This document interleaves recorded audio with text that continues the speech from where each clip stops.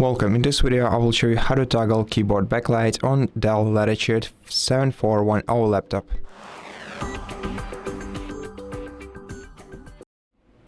So in order to toggle your keyboard backlights, you have to use F5 button, which will switch the modes of your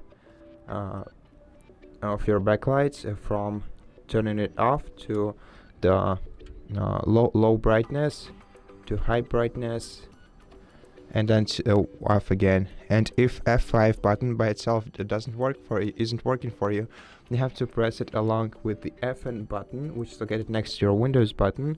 So press and hold Fn button and then press F5 with it, or alternatively change the function keys mode by pressing Fn button and escape button together, and after that you'll be able to use F5 button by itself.